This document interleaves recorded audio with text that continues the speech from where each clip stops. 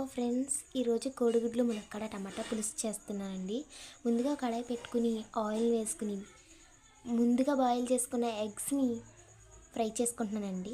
కొంచెం లైట్గా పసుపు వేసుకుని అందులో 4 ఎగ్స్ వేసుకుని బాగా ఫ్రై చేసుకుందామండి. హాయ్ ఫ్రెండ్స్, సబ్స్క్రైబ్ చేయండి. లైక్ చేయట్లేదండి ఎవరుని. లైక్ చేయండి, సబ్స్క్రైబ్ చేసుకోండి మా ఛానల్ని. ఇప్పటి నుంచి ఇంకా మరింత వీడియోస్ వస్తాయండి.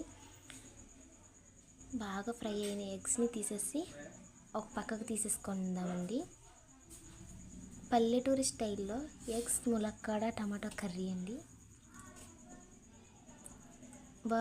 బాగా ఫ్రై అయిపోయినాయి కదండి ఎగ్స్.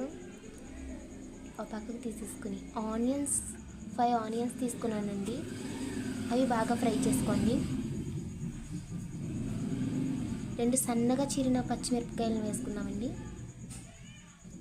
అవి కూడా బాగా ఫ్రై చేసుకున్న తర్వాత ఒక టమాటో వేసుకోండి.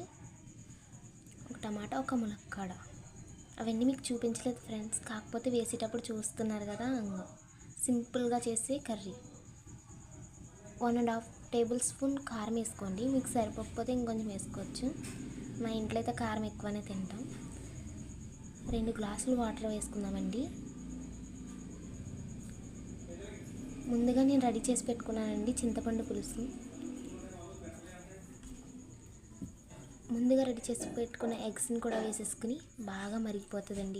ఈలోపు చింతపండు పులుసుని అందులో వేసేసండి. బాగా మరిగిన తర్వాత మన ములక్కాడ కోడిగుడ్ల టమాటా పులుసు రెడీ అయిపోయిందండి. 10 మినిట్స్లో అయిపోయిందండి, మరిగిపోయింది. అంతే వేడివేడి అన్నంలో ఈ కోడిగుడ్ల ములక్కాడ టమాటా పులుసు వడ్డించుకుని తింటే చాలా బాగుంటుంది ఫ్రెండ్స్. Tourist special.